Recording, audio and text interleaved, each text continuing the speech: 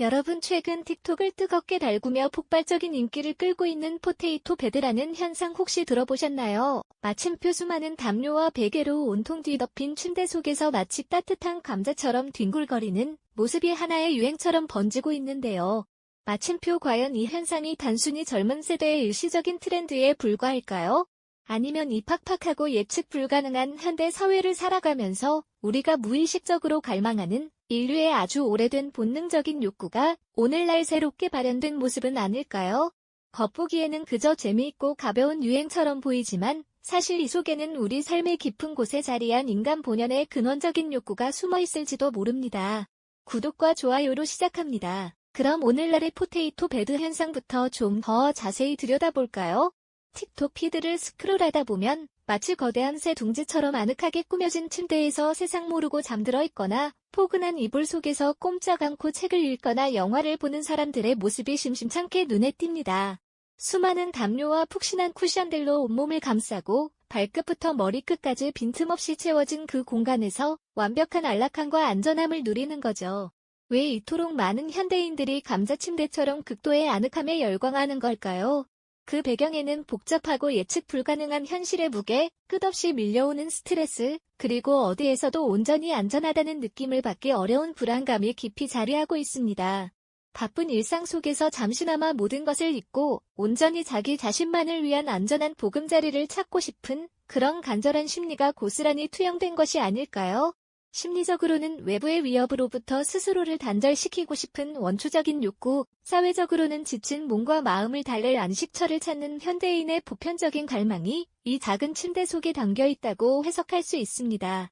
지친 하루 끝에 오직 나만을 위한 아늑한 은신처를 꿈꾸는 것은 어쩌면 너무나 당연한 일이죠. 그런데 이런 안락함을 향한 열망은 비단 오늘날의 이야기만이 아닙니다. 시간을 거슬러 아주 오래전 고대 로마로 가보면 그들 역시 자신들만의 독특한 방식으로 안락함을 추구했답니다.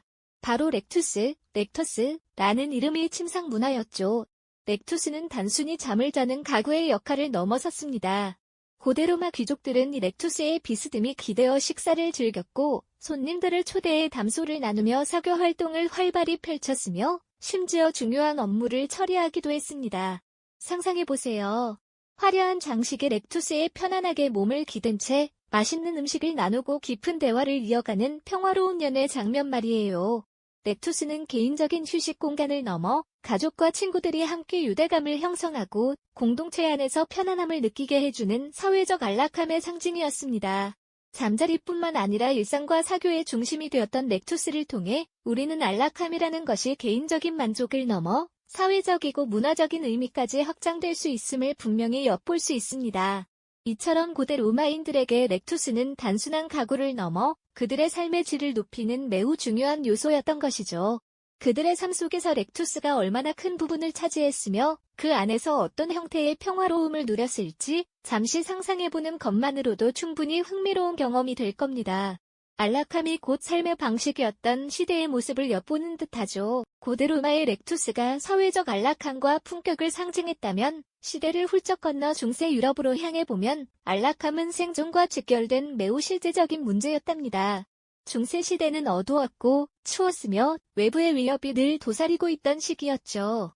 두꺼운 성벽으로 둘러싸인 성이나 견고한 집 안에서도 온기를 유지하고 맹렬한 추위로부터 몸을 보호하는 것은 결코 쉬운 일이 아니었기에 사람들은 자신만의 작은 보금자리를 만들었으니 바로 박스 베드 또는 알코브 베드라 불리는 독특한 침상이었어요. 상상해보세요.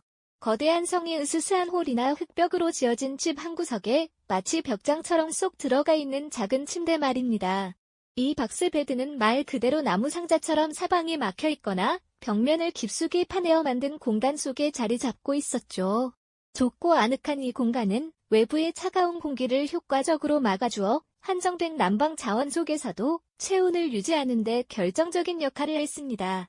가족들은 이 작은 공간에 옹기종기 모여 잠들며 서로의 온기를 나누었고 이는 추위뿐만 아니라 외부의 잠재적인 위협으로부터 심리적인 안정감을 얻는 수단이기도 했습니다. 늑대 울음소리가 들려오는 캄캄한 밤, 이 작은 상자 속에서 느끼는 따뜻함과 안전함은 단순한 편안함을 넘어 생존을 위한 필수 조건이었던 거죠. 중세의 박스 베드는 오늘날 우리가 생각하는 안락함과는 사뭇 다른 모습이었지만 그 시대 사람들에게는 더할 나위 없는 안식처이자 생명을 지켜주는 중요한 공간이었답니다. 이제 다시 동양으로 눈을 돌려볼까요? 현대에 이르러서도 여전히 많은 이들의 사랑을 받는 일본의 코타츠 문화를 살펴보면 또 다른 형태의 공동체적 안락함을 발견할 수 있습니다. 코타츠는 낮은 테이블 아래에 난방장치가 설치되어 있고 그 위를 두툼한 이불로 덮어 온기를 가두는 독특한 가구죠. 단순히 몸을 따뜻하게 해주는 것을 넘어 가족들이 함께 모여 앉아 식사를 하고 만화책을 읽거나 TV를 보며 이야기를 나누는 삶이 중심 공간이 되어주었습니다. 차가운 겨울밤, 눈발이 흩날리는 창밖 풍경과는 대조적으로 코타츠 아래로 발을 넣는 순간 느껴지는 포근하고 따뜻한 온기는 몸과 마음을 동시에 녹여주죠. 귤을 까먹으며 도란도란 정을 나누는 가족들의 모습은 코타츠가 단순한 가구가 아니라 물리적인 따뜻함과 더불어 정서적인 유대감을 형성하는 집안의 따뜻한 중심임을 여실히 보여줍니다. 코타츠는 개인의 휴식 공간을 넘어 가족 구성원들이 함께 소통하고 유대감을 강화하며 공동체 안에서 안정감을 느끼게 해주는 문화적 상징이 된 것이죠. 이처럼 코타츠는 오랜 시간 동안 일본인들의 일상 속에 녹아들어 그들에게 진정한 의미의 안락함이란 무엇인지 말없이 전해주고 있습니다. 고대 로마의 렉투스부터 중세의 박스베드, 일본의 코타츠, 그리고 북유럽의 휘게침실까지 형태와 시대는 모두 달랐지만 인류가 끊임없이 추구해온 궁극의 안락함은 결국 무엇이었을까요? 그것은 바로 외부의 위협으로부터 안전하고 내면의 평화를 얻을 수 있는 나만의 혹은 우리만의 보금자리라는 공통된 본능적 욕구의 발현이었음을 깨닫게 됩니다. 현대의 포테이토 베드 열풍 또한 단순한 유행을 넘어 고단한 삶 속에서 안식처를 찾고 싶은 인류의 보편적이고 근원적인 갈망을 대변하는 것이 아닐까요? 그렇다면 이토록 오랜 시간 이어져온 인류의 본능이 오늘날의 포테이토 베드 열풍 속에서는 어떻게 발현되고 있는 것일까요? 현대사회는 끊임없이 우리를 밖으로 내몰고 치열한 경쟁과 정보의 홍수 속에서 우리는 늘 불안감과 피로에 시달리곤 하죠. 복잡한 도시의 소음과 디지털 세상의 끝없는 연결 속에서 우리는 우리만의 작은 동굴, 온전히 숨을 고를 수 있는 공간을 무의식적으로 찾아 헤매고 있는지도 모릅니다. 마치 갓 캐낸 따뜻한 감자처럼 가장 원초적이고 편안한 형태로 아무런 방해 없이 쉬고 싶은 마음이 바로 틱톡을 뜨겁게 달군 그 감자 침대에 고스란히 담겨 있는 것이죠. 이것은 단순한 유행을 넘어섭니다. 고단한 삶의 무게를 짊어진 현대인들이 진정한 안식처를 간절히 바라는 보편적이면서도 근원적인 인간 본연의 욕구를 대변하는 통찰이라고 할 수 있을 거예요. 우리가 무심코 지나쳤던 침대 위 담요 더미와 베개산이 사실은 수천 년 전부터 이어져온 인류의 생존 본능과 평화에 대한 갈망이 현대적으로 재해석된 모습인 셈입니다. 외부의 거친 세상으로부터 스스로를 격리하고 가장 안전하고 포근한 공간에서 온전히 재충전하고 싶은 마음, 그것이 바로 포테이토 베드가 우리에게 선사하는 궁극의 안락함 아닐까요? 여러분에게 진정한 안락함이란 어떤 모습일까요? 당신의 삶 속에서 포테이토 베드는 과연 어떤 형태로 존재하고 있나요? 잠시 눈을 감고 가장 편안하고 안전하다고 느끼는 당신만의 공간을 상상해보는 건 어떨까요?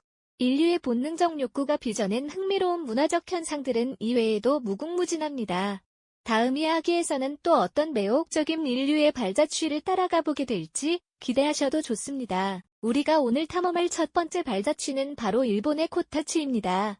이 코타츠는 단순히 몸을 따뜻하게 하는 난방기구를 넘어 한 가족의 삶이 오롯이 담기는 아늑한 공간으로 자리매김했죠.